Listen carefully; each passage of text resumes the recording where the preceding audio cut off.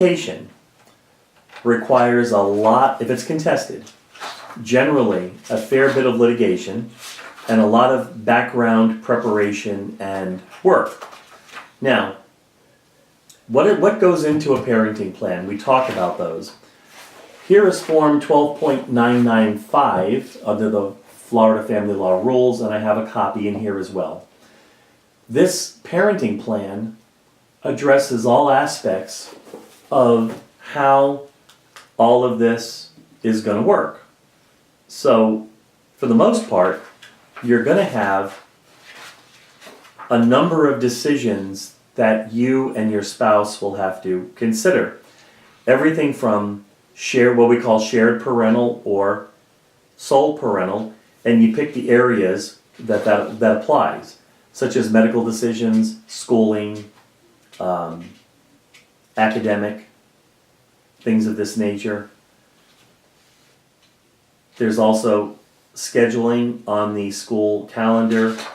Then we have the time-sharing schedule broken down, including all of the holidays accounted for, summer, winter break, summer time as a whole, Easter, spring break, Christmas,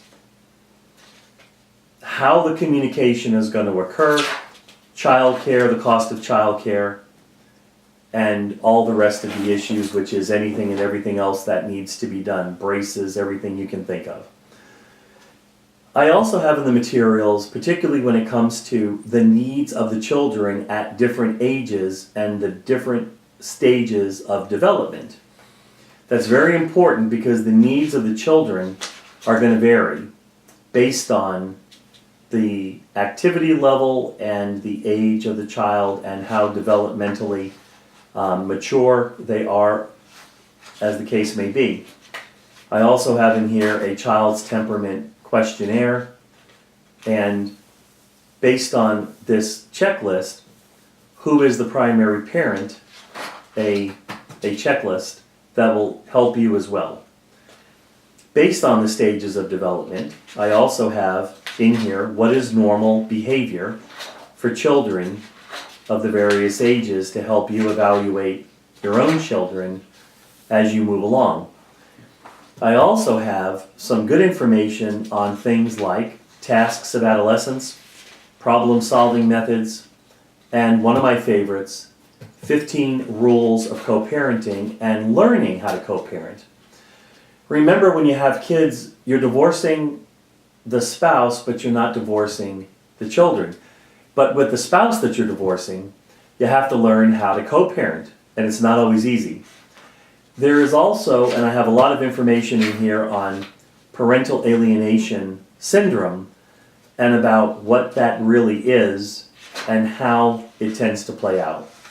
Then, of course, we have some of the visitation guidelines that are out there, and you can find these online, and they're also on the website, what those are. I also have an income withholding order for support, which is listed here. And I'd like to provide you with this, which is a calendar, a nice box calendar, so you can start counting days and figuring out how the visitation should go when you divide it between spouses over the course of a month. So that'll help you in doing that. Now, relocation, and I have relocation paperwork in here, which will assist you as well, what goes into a relocation plan. If you're looking to relocate, you can leave at any time, but the child can't leave the jurisdiction without first serving a required notice under the statute, and then the other side has to file a response within 30 days.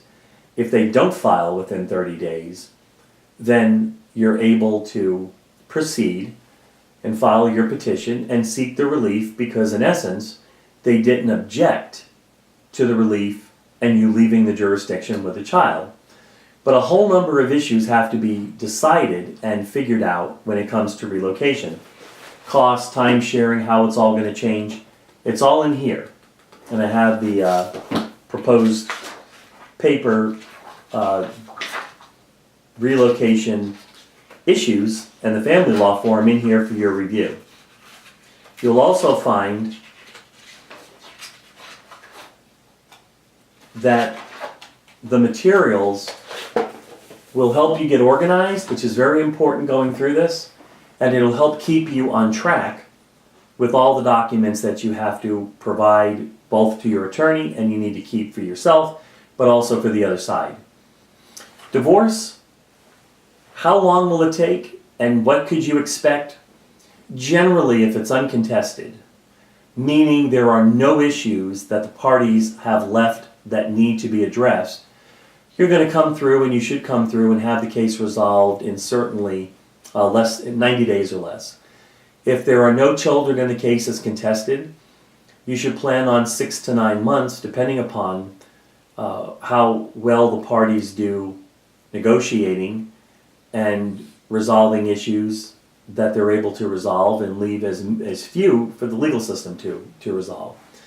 Children's issues, anytime there are children and children's issues, typically I tell folks that's going to run 9 months to a year, and if it's a contested custody case, it's likely, I tell people, to plan on 18 months, sometimes 2 years, depending upon the issues and whether there's abuse, there's DCF involved, investigations, those sorts of things. We also represent people in front of DCF, and if DCF is involved in the case, we handle those issues as well. And if there are criminal issues, criminal allegations of abuse, we can handle all of those issues as well. The key is to get organized. I'll end with this. Everyone, when they start on a divorce, I always hear this from the very beginning, so I'll kind of give you the punchline. People come in, I would typically joke with them and say, I know what you're here for. Today you're coming in, you want a divorce, a good one. You want it fast, you don't want to pay any attorney's fees, and you certainly want to be done, in the next couple of weeks.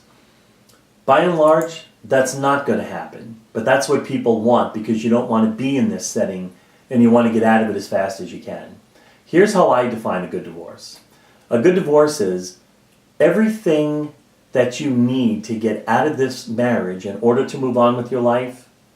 Not everything you want, everything you need to get on with your life and move on and be successful in wherever you're going next. If you get those items, that's a good divorce. I can help you, and I can certainly assist you with coming up with a plan, helping you define what those things are, helping you formulate an approach on how you're going to be successful versus being unsuccessful. You've probably heard it before. You've heard people win the battle, but they lose the war. You can win every battle and in the end, lose the war. It's very important how you go about this. It's very important that you set reasonable and realistic goals. And it's also important that you exercise all of the available opportunities to quickly and efficiently resolve this case before things get blown out of whack, and before you know it, you're immersed in lengthy and expensive litigation that takes up not only a lot of your time, but a lot of your money. I can help you formulate that. As I said before in the beginning, our fees are reasonable. Our fees are set out. If you look on the website, we have different packages. Take a look at the packages. It'll tell you what the cost is. It'll tell you what to expect.